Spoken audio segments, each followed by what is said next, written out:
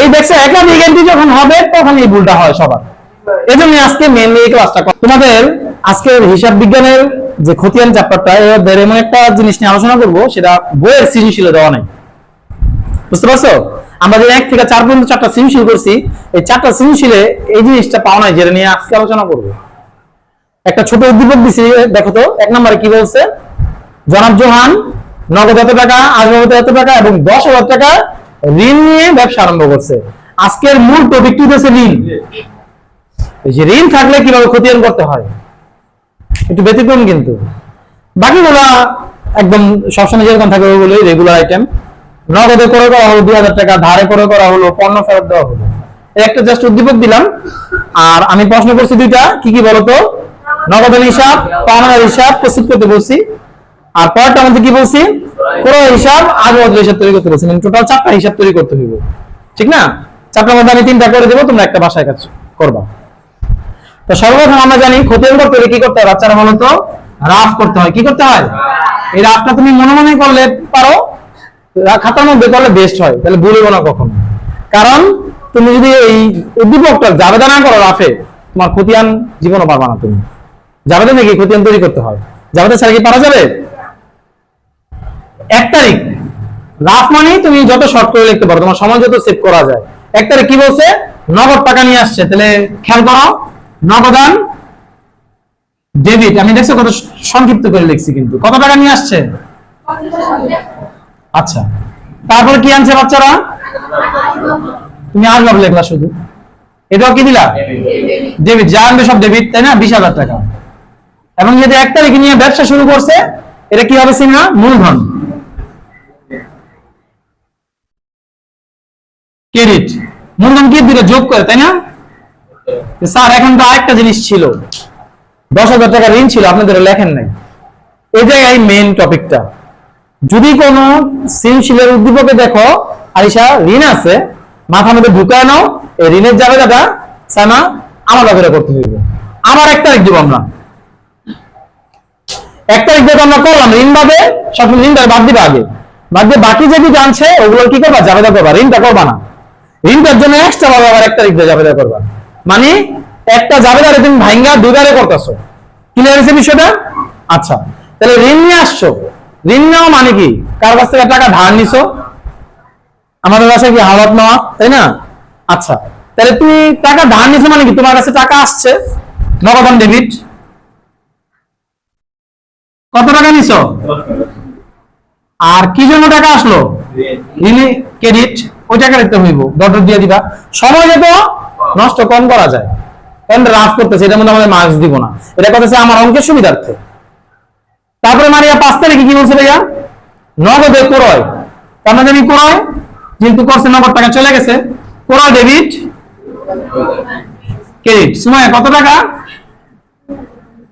এটা কিন্তু সেম এনা লেখার দরকার নেই, একটা লেখলেই চলে। আচ্ছা, তারপরে কত? 7 তারিখ না? 7 তারিখ কি বলছে ছোয়া? ধারে ক্রয়। যাবে কি বলতো? ক্রয় হিসাব ডেবিট। এক্সিলেন্ট। কারণ ক্রয়ের সাথে কার সম্পর্ক? যেহেতু নাম নাই, তাহলে আমরা কি করব?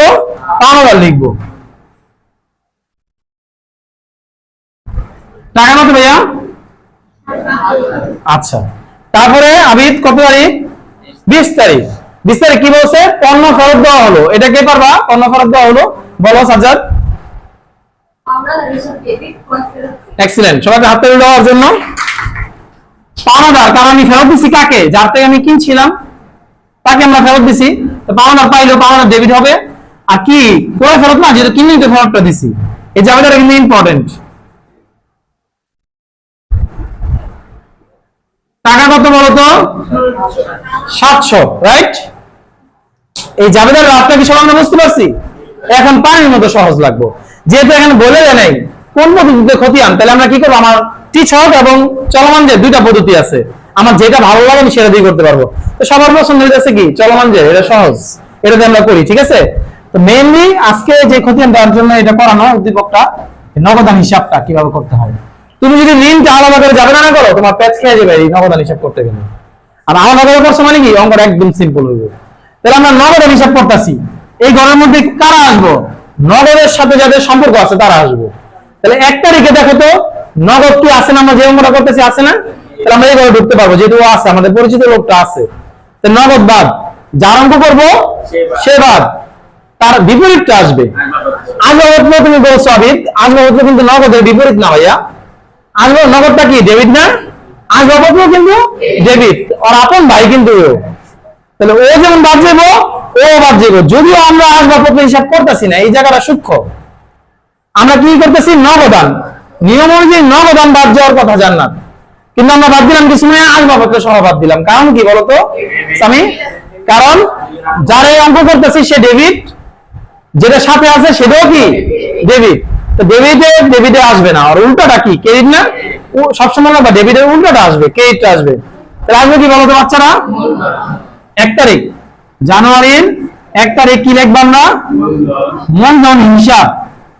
আচ্ছা, এখন প্রশ্ন আছে যে ভাইয়া এখানে তো 3টা টাকা, 1টা 2টা 3টা, আমি কোন টাকাটা লিখবো?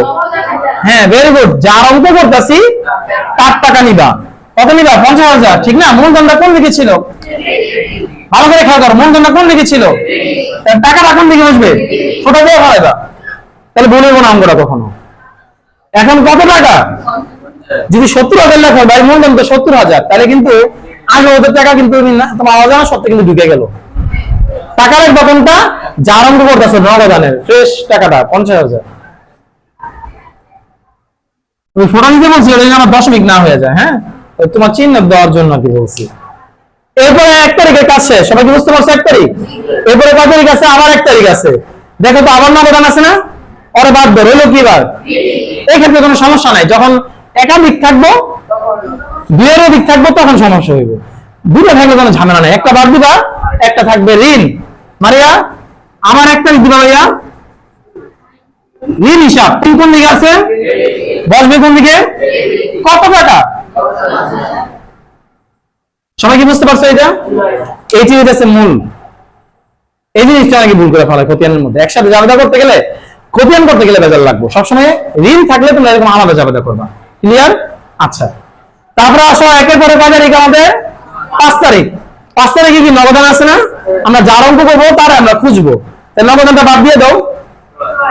নগদান যদি বাদ যায় সাধারণ হলো কি ক্রয় হিসাব। আচ্ছা, ক্রয় হিসাব কোন দিকে আছে? ক্রয়টা যার নাম লিখবা তার দেখবা আনলিসা কোন দিকে আছে? ডেবিট দিকে আছে, তাহলে বসবে কোন দিকে? এই ঘরে যাও, এখানে কি নগদান আছে? যার অঙ্ক করতে সে কিন্তু নাই, তাহলে এই জন্য আমরা ঢুকতে পারবো না। এই ঘরে নগদান আছে? আছে, পাওনা দ্বারা করে ফেল, নগদান কিন্তু নাই চিহ্ন, তাহলে আমরা এই ঘরে ঢুকতে পারবো না। ক্লিয়ার সব? আচ্ছা, তাহলে আমাদের কিন্তু কাজ শেষ, মোটামুটি কাজ শেষ। এখন আমরা অ্যান্সার লিখবো, অ্যান্সার লিখবো আমরা। ফার্স্ট টাকার আছে আমি কোন দিকে? ডেবিট দিকে না ক্রেডিট দিকে? এটা এতগুলো টাকা, 3টা টাকা, এর মধ্যে ফার্স্ট টাকাটা সাবজেক্ট ডেবিট দিকে, আমরা ডেবিট দিকে টাকাটা বসাবো, যে টাকাটা থাকবে।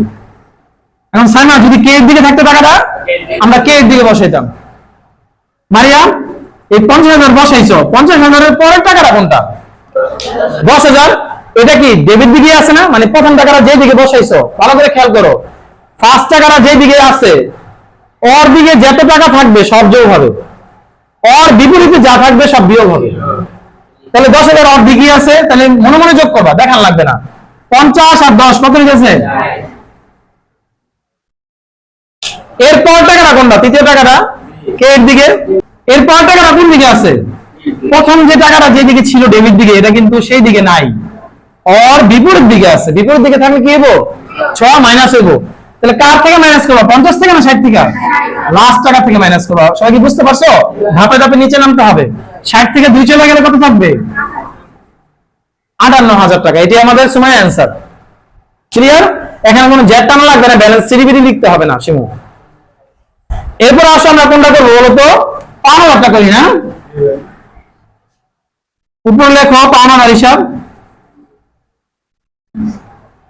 যেহেতু আমরা পাওনাদার হিসাব করতেছি, তাহলে আমরা পাওনাদারকে খুঁজবো। আগেরবার নগদান হিসাব করছিলাম, আমরা প্রত্যেকটা ঘরে নক করছি নগদান আছে কিনা। এখন মারিয়া কোনটা করতেছি ভাইয়া? পাওনাদার। আমরা প্রত্যেকটা ঘরে দেখবো পাওনাদার আছে কিনা, নাই। প্রথম ঘরে বলতো পাওনাদার আছে না নাই? তাহলে আমাদের ঢোকার প্রয়োজন নেই এখানে। এটার মধ্যে আছে? এটার মধ্যে আছে কি বলতো? 7 তারিখ এবং 20 তারিখে কিন্তু পাওনাদার আছে, রাইট? তাহলে আমরা কি লিখবো? 6 জানুয়ারি 7 $5,000। এই $5,000 যেহেতু আমরা হিসাব করতেছি 7,000, $5,000 টাকা বাদ দাও। যার অঙ্ক করবা সাবজেক্ট তাকে বাদ দিবা। রইল কি ভাইয়া? লেখো পুরো হিসাব। এক্সিলেন্ট। ডেবিট আছে কত টাকা বসবে? 7,000 টাকা। তারপরে আরিশা বলো এই করে $5,000 আছে 20 তারিখে, আমরা 20 তারিখ দিব। $5,000 টাকা আসবে? আসবে কি? কোন ফেরত কোন দিকে আছে আনিসা? কোন দিকে বসে না?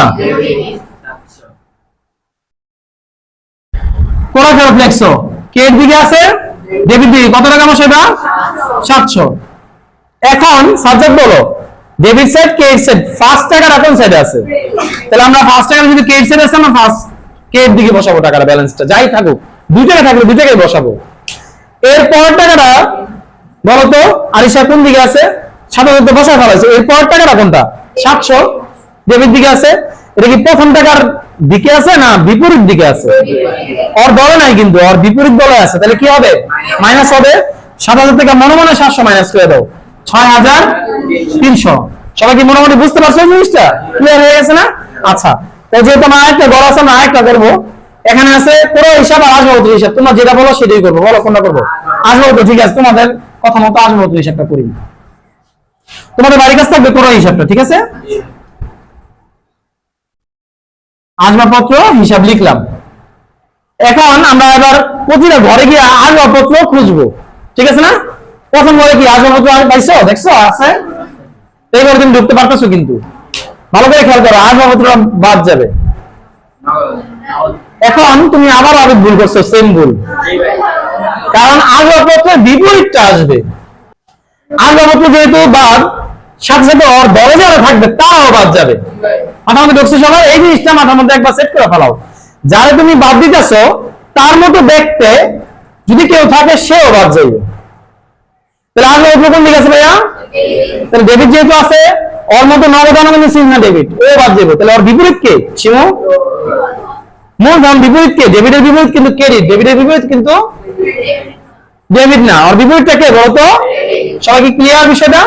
আচ্ছা, তাহলে মূলধন হিসাব ক্রেডিট দিকে আছে। আমরা লিখি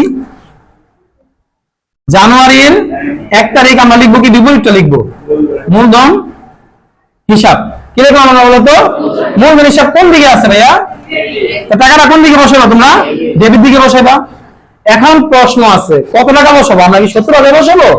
যদি 70,000 বসাই শিমো, এই 70,000 এর মধ্যে তুমি মিল 9,000 টাকার সহ ঢুকে যাইবো। আমার বসে দেবো কি? কার অঙ্ক করতেছি? যখন তোমরা 2 এর অধিক 3টা 4টা এন্ট্রি থাকবে মারিয়া, তখন মনে রাখবা যার অঙ্ক করতেছো তার টাকাটা বসবো, কারণ এখানে তো 2 এর অধিক টাকা। যখন সিম্পল একই রকম সেম টাকা থাকবে তখন কোনো ভেজাল নেই।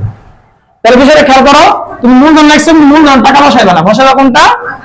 আসবাবপত্রের টাকা। কত টাকা? এই ফটো দিচ্ছি কেন? আমার যদি মনে থাকে, আমি যদি না ভুলে যাই কোন দিকে বসবো। 20,000 টাকা। ফটোটা কিন্তু এরকম নগদি হয়ে যেতে একটা শূন্য কম দিয়েছিলাম। 20,000 টাকা। ক্লিয়ার? আচ্ছা, তাহলে 1 তারিখের কাজ শেষ। পরের 1 তারিখে সাইমা আসবাবপত্র কি আছে? নাই। তারপরে তারপরে তারপরে আর আসবাবপত্র নাই। আমরা এইসব ঘরে ঢুকতেও পারবো না, আমাদের অঙ্ক ক্লোজ, শেষ। এখন অ্যানসারটা কিভাবে দিবেন স্যার? আগে তো যোগ বিয়োগ করতে পারছেন, এখন তো 1 টাকা। এটা সবচেয়ে সহজ। কোন দিকে ব্যালেন্স? প্রথম টাকাটা উই প্রথম উই শেষ। তোমরা বলো না অনেক সময় যে প্রথম এবং শেষ, উই প্রথম উই শেষ। এটা কোন দিকে বসবে? তাহলে ডেবিট দিকে আছে, ডেবিট দিকে বসবে। তোমরা আমার জিদ দেখে এই দিকে বসাই দিও না, যে ক্ষতি আনতে উল্টা ডেবিট দিকে আছে এই দিকে বসাই। ওটা যাবে থেকে যখন ট্রান্সফর্ম করবো তখন আমরা উল্টা করবো, ঠিক না? খতিয়ান থেকে খতিয়ানে কখনো বিপরীত হয় না। ডেবিট দিকে আছে, ডেবিট দিকে বসবে। তাহলে বুঝতে পারছো আজকে ক্লাসটা কিন্তু খুবই গুরুত্বপূর্ণ ছিল, কারণ এইরকম এন্ট্রি ঋণ দিয়ে যদি আসে তাহলে কিন্তু ঝামেলা হয়ে যাবে নাইলে। ঠিক আছে, চলো সবাই।